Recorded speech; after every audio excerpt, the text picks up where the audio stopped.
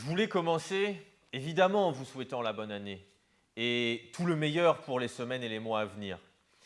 Mais surtout, je voulais vous dire à quel point cette cérémonie de vœux, ça me faisait un plaisir particulier de la tenir ici. Pourquoi? Parce que finalement, ce soir, pour moi, oui, 2024 a été riche, mais ce sont mes premiers vœux en tant que député. Et le fait que ces premiers vœux, et les premiers d'une tournée, puissent avoir lieu ici, dans la salle d'honneur de la mairie de Fâche-Tuménil, c'est une fierté particulière. Pourquoi? Parce que nous sommes, oui, ici, dans une mairie insoumise, dans une mairie de gauche, dans une mairie qui sait faire porter la voix de la fraternité, de la solidarité. Et donc, je veux commencer ces vœux par remercier et saluer le maire insoumis de Fâche-Tuménil, celui qui a conduit la liste de Fâche-Tuménil en commun. Merci Patrick. Merci d'être là ce soir, de nous accueillir et d'avoir si bien pu ouvrir cette cérémonie des vœux.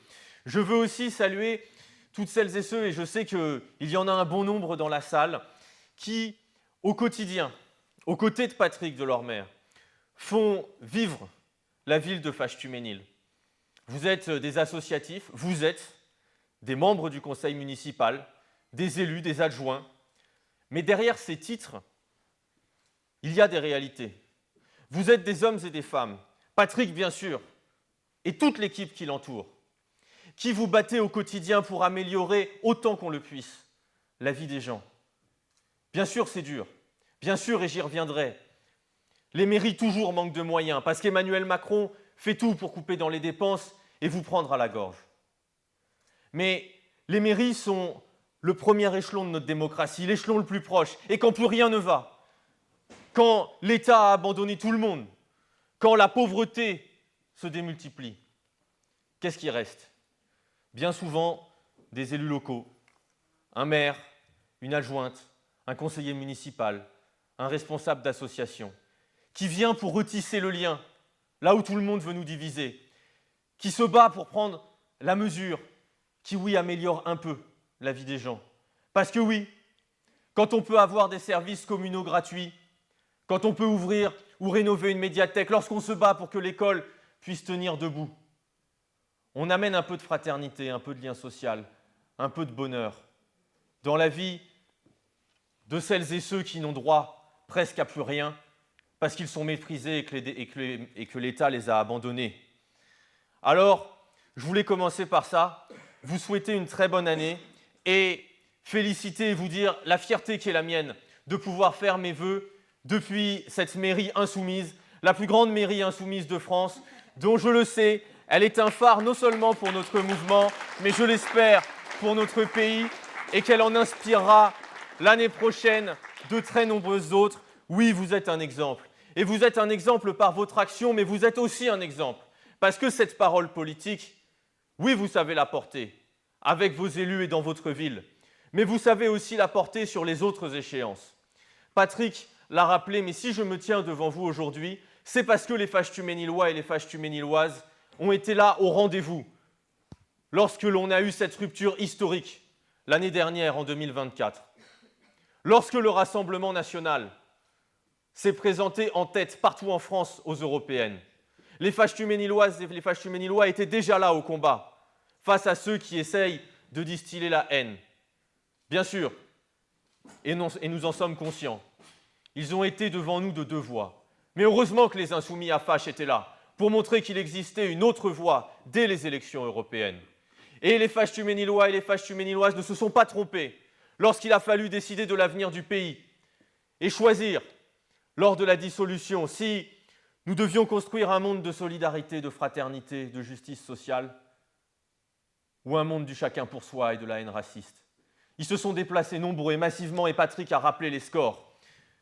Donc merci aux Fâche-Tuméniloises et aux Fâche-Tuménilois, et j'en profite parce que je sais qu'ils sont aussi nombreux dans la salle, pour remercier toutes celles et ceux qui, dans cette campagne, chacun à sa place, à sa tâche, a fait l'effort et nous a permis de basculer de la sorte.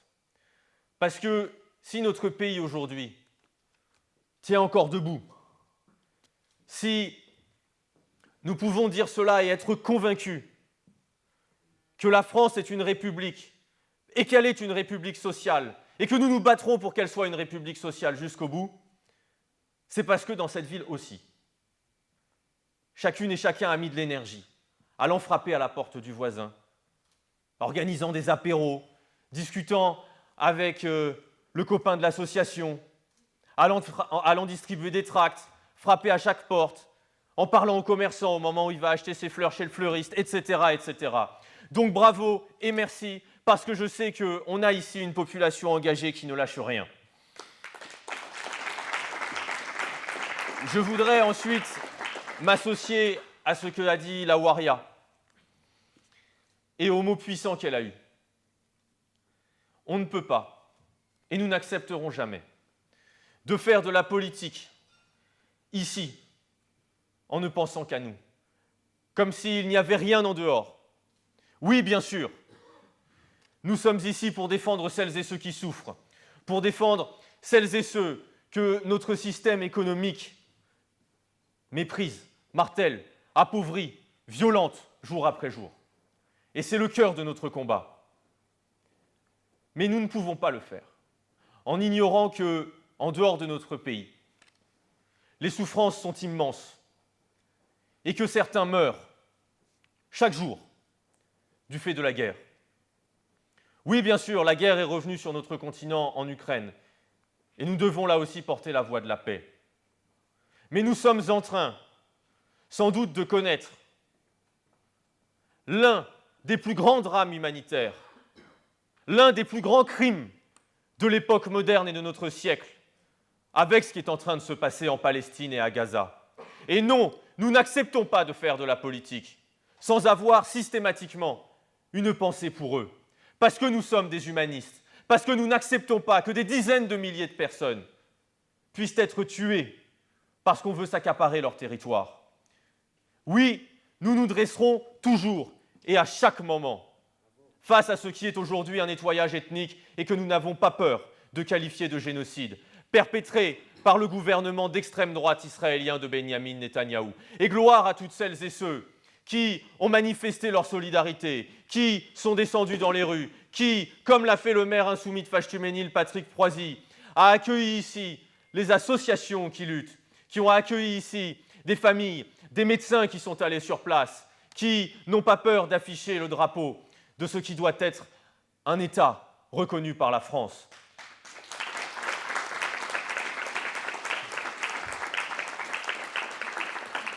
Nous ne nous tairons pas.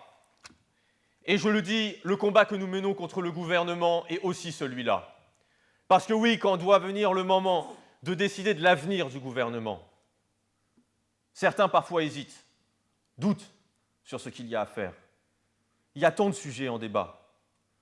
Mais parmi ceux-là, n'oublions pas non plus qu'est membre de ce gouvernement, Bruno Retailleau, qui a été plus efficace pour combattre des tifos dans des stades de foot ou sur lesquels il y avait marqué Free Palestine que pour essayer d'empêcher la venue de Smotrich, un ministre du gouvernement d'extrême droite israélien et l'un des premiers génocidaires de ce pays.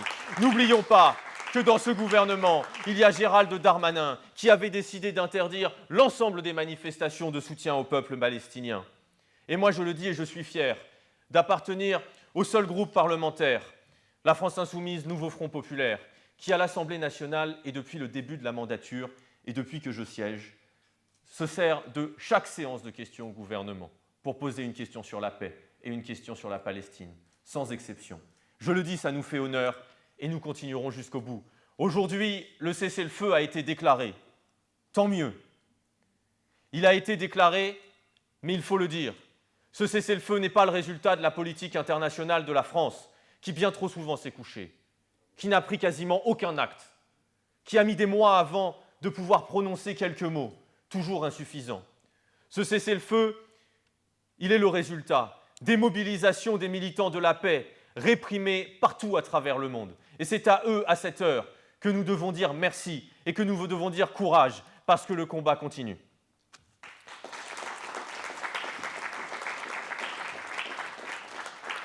Puisqu'il faut faire le bilan de l'année 2024 avant d'ouvrir celle de 2025 et de réfléchir à comment nous allons pouvoir agir à ce moment-là, oui, l'année 2024 a été celle d'un combat contre l'extrême droite. Ce fut les élections européennes.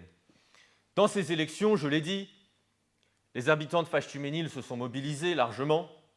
Dans ces élections, nous avons aussi vu quel était le résultat lorsque certains pensaient qu'il était futile de s'unir. Nous avons vu que cela permettait au Rassemblement national d'arriver en tête. Nous avons vu aussi que lorsque l'on ne baissait pas les yeux et lorsqu'on défendait un programme de rupture, nous étions en capacité de progresser. Parce que oui, les insoumis aux européennes, et j'ai fait partie aussi de ce combat-là, et vous en avez toutes et tous fait partie, ont réussi à progresser d'1 million de voix. Après les européennes est venue la dissolution. Vous le savez, mais il faut revenir systématiquement sur ce moment, parce qu'elle est un tournant dans l'histoire de notre pays.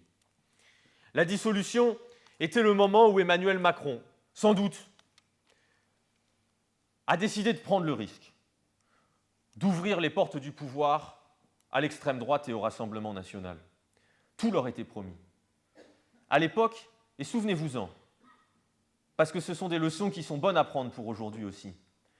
À l'époque, on nous disait que jamais la gauche ne pourrait l'emporter, que le Rassemblement national avait déjà gagné, que la question était simplement de savoir s'ils auraient une majorité absolue ou une majorité relative. C'était ça les débats à ce moment-là. Eh bien, malgré les 27 sondages sur 27, nous l'avons emporté. Oui, nous l'avons emporté parce que nous avons réussi à faire l'unité, à nous regrouper, à déjouer les plans d'Emmanuel Macron et à fonder le nouveau Front populaire. Mais ne l'oubliez jamais, si nous l'avons emporté, c'est parce que nous n'avons renoncé à rien sur notre programme. Si nous l'avons emporté, c'est parce que nous avons le programme décrit par Patrick tout à l'heure, qui a fait que les classes populaires se sont déplacées, qui a fait que la jeunesse s'est déplacée. C'est parce qu'il y avait l'abrogation de la réforme des retraites. Et l'abrogation de la réforme des retraites, qui commence par abrogation avant réforme des retraites. C'est pour cela que nous l'avons emporté. Parce qu'il y avait le SMIC à 1 600 €. C'est cela le résultat de notre victoire aux élections législatives. C'est ça qui a fait sortir les gens. Et soyez-en sûrs lorsqu'aujourd'hui on vous dit que s'il y a de nouvelles élections demain, alors tout est plié et c'est le Rassemblement national qui gagnera. Ça devait déjà être le cas la dernière fois et c'est nous qui avons gagné. La réalité, c'est que quand on est sûr de nous, qu'on lève la tête, qu'on part au combat et qu'on a un programme clair, alors oui, on est capable de l'emporter. Pourquoi ce moment a été une rupture historique ? Parce que, pour la première fois dans l'histoire de la Ve République, un président de la République a décidé de nier le résultat d'un scrutin démocratique. Oui, on le dit en permanence, que la démocratie a été volée. Mais c'est quelque chose de grave. Un président de la République qui ne respecte pas le résultat d'un scrutin, qui met à mal notre démocratie, qui ne respecte pas sa fonction et son rôle constitutionnel. Oui, c'est notre République qui est en danger. Et donc oui, lorsque nous luttons contre des gouvernements illégitimes, parce qu'ils le sont, qui est M. Barnier, le premier des premiers ministres, enfin le troisième de l'année, avant le quatrième, mais le premier depuis la dissolution? Qui est-il? Il est un homme dont le parti a fait 6,57% des voix aux élections. Emmanuel Macron a décidé de donner le pouvoir à quelqu'un qui a fait 6% aux élections et dont le groupe parlementaire est composé de 47 députés. Alors on se disait, bon, quand même, il abuse. On l'a fait tomber. On l'a sorti, on l'a dégagé. On s'est dit, bon, là, maintenant, ça suffit. Mais il a trouvé mieux. Encore plus illégitime que M. Barnier, François Bayrou. Alors, on était nombreux à avoir oublié son existence. On pensait qu'il était définitivement enfermé au comité au plan. Vu ce qu'il y faisait, on se demandait s'il était encore vivant. Donc, M. Bayrou, on l'a découvert Premier ministre. Légitimité encore plus faible, il a réussi à passer de 47 députés à 36. C'est le groupe du MoDem. Pourquoi ont-ils décidé de ne pas respecter le résultat des urnes? Pourquoi s'accrochent-ils à ce point au pouvoir? Non pas seulement parce que certains d'entre nous parlerions trop fort ou crierions un peu trop. C'est pas pour ça.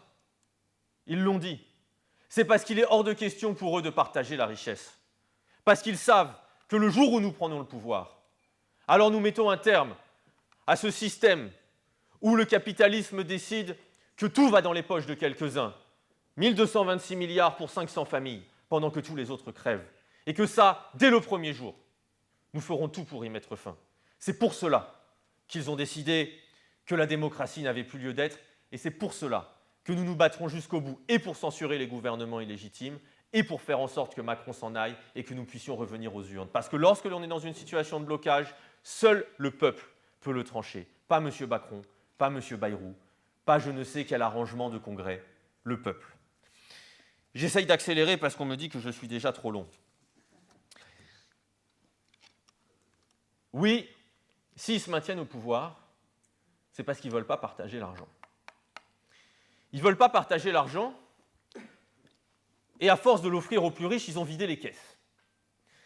Et donc, on se retrouve avec un déficit de 6,1% au lieu de 4,4%, vous avez suivi tout ça. Mais alors pourquoi ? Pourquoi ce déficit ? Eh bien Bruno Le Maire, celui qui a préparé le budget que nous a présenté M. Barnier, qui est toujours le même que celui que nous a présenté M. Bayrou, Bruno Le Maire nous a expliqué la raison.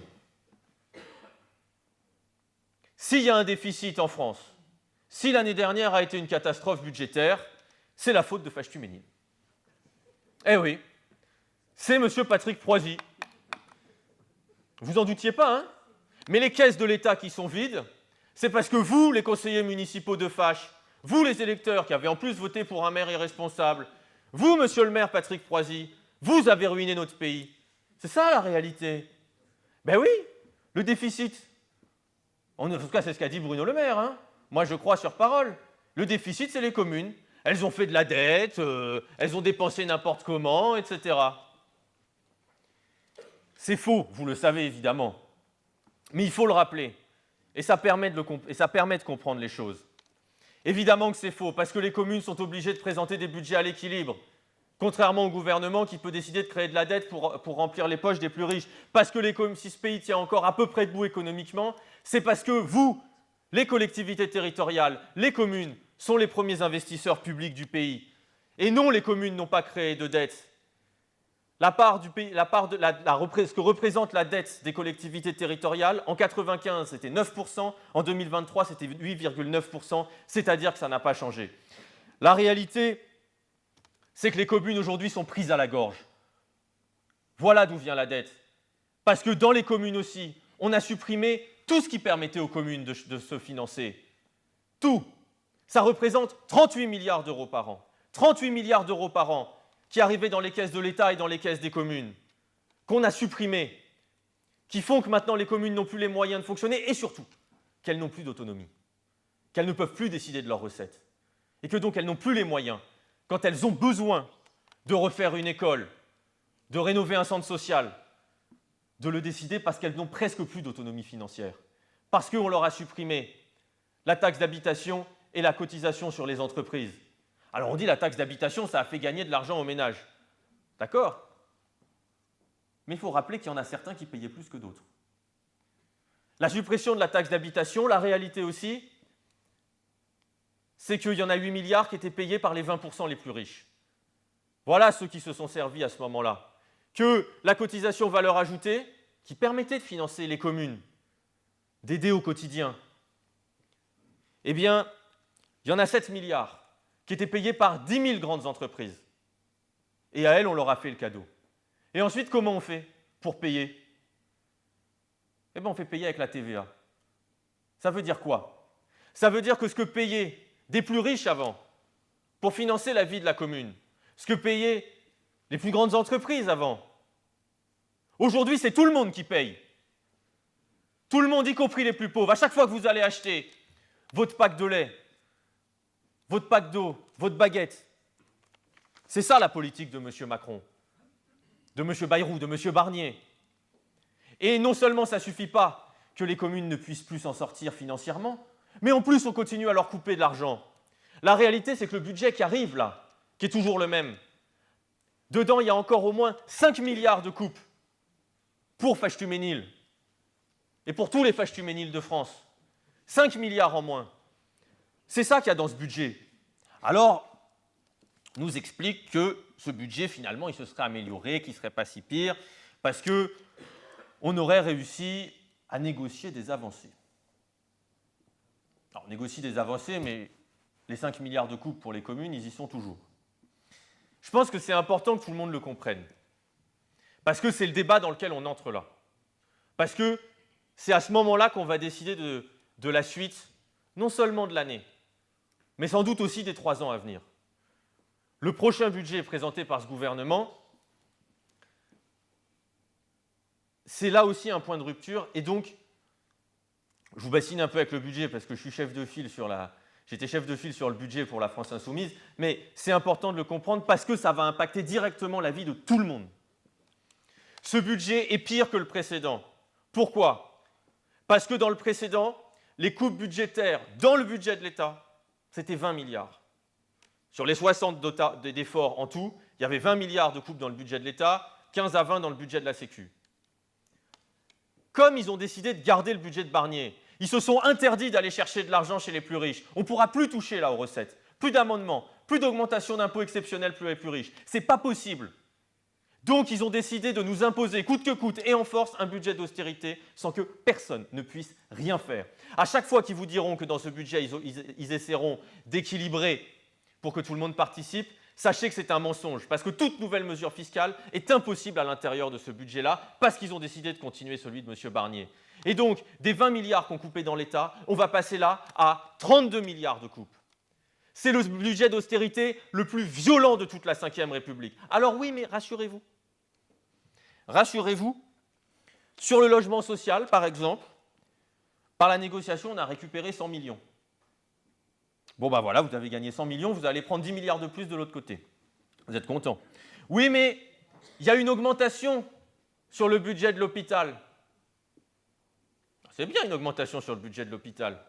Ils oublient juste de dire que l'augmentation sur le budget de l'hôpital, elle est inférieure à ce dont il y a besoin pour continuer à fonctionner de la même manière, quand on prend en compte le vieillissement de la population, quand on prend en compte l'inflation. Donc, ça veut dire que l'hôpital, cette année, va encore perdre 1 milliard d'euros. Ça veut dire que demain, avec le budget de M. Bayrou, l'hôpital va moins bien fonctionner et que les gens qui aujourd'hui meurent déjà aux urgences continueront de mourir. C'est ça la réalité de ce budget. Et je passe sur la question des retraites. Parce que de l'abrogation de la réforme des retraites, on vous vend maintenant, comment ils ont appelé ça? Un conclave et une mission flash. Là, vous êtes rassurés. Il y a une mission flash et un conclave. C'est-à-dire qu'en gros, on va prendre des gens de droite, le MEDEF, les patrons, on va les amener dans une salle, on va leur dire « Vous êtes d'accord pour qu'on enlève, pour payer un peu plus ?» Ils vont dire « Bah non ». Puis après, on va revenir vous voir, vous dire « Bon, bah, ils ne se sont pas mis d'accord. Ah si, il y a la CFDT, ils étaient aussi dans la réunion, ils ont dit qu'eux, ils étaient d'accord avec les patrons pour dire qu'on allait faire la retraite par points, ce qui fait qu'à la fin, vous aurez des pensions moins chères. » Bravo, grande victoire! Cette histoire de négociation sur les retraites, ça va finir par nous présenter une réforme des retraites encore pire que celle qu'on a connue. Donc, il n'y a aucune raison pour que ces gens restent en place. Vous l'avez compris, ces gens n'ont rien à faire là. Ils sont illégitimes, personne ne les a élus. Ces gens vont vous faire la peau, vont nous faire les poches, vont empêcher les collectivités territoriales et les municipalités de fonctionner, vont continuer à détruire notre hôpital. Et puis ces gens, et j'en termine par là, ces gens, c'est quand même Bruno Retailleau, Manuel Valls, Elisabeth Borne, Gérald Darmanin.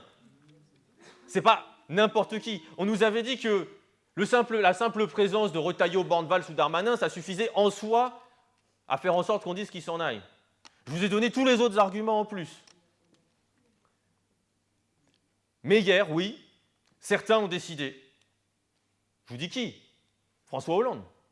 C'est ça la réalité. C'est que ce qui s'est passé hier, c'est que François Hollande a décidé, en emmenant une partie des députés avec lui, de refuser de voter la censure aux côtés du Rassemblement national. Parce qu'eux aussi, ce sont des beaux hypocrites. Parce que quand il s'est agi d'aller chercher de l'argent chez les plus riches, ils étaient aussi absents. Le Rassemblement national et les macronistes, c'est les deux faces d'une même pièce. Voilà la réalité. Et donc hier, si on peut accepter que Bruno Retailleau soit encore là pendant plusieurs semaines, c'est parce que oui, il faut le dire, il y a des députés qui n'ont pas fait honneur à leur mandat et au mandat que leur avaient confié leurs électeurs en refusant de censurer. Et ça a des conséquences. Parce que moi, je veux bien qu'on dise on censure en attendant le moment sur le budget. OK. Mais Bruno Retailleau, il lui suffit juste d'être ministre pour créer une crise diplomatique avec l'Algérie, pour insulter des millions de gens, pour diffuser la haine partout dans le pays. Il n'a pas besoin du budget pour ça. Il peut prendre des décrets tous les jours. Et pendant 2 semaines, il va continuer à le faire.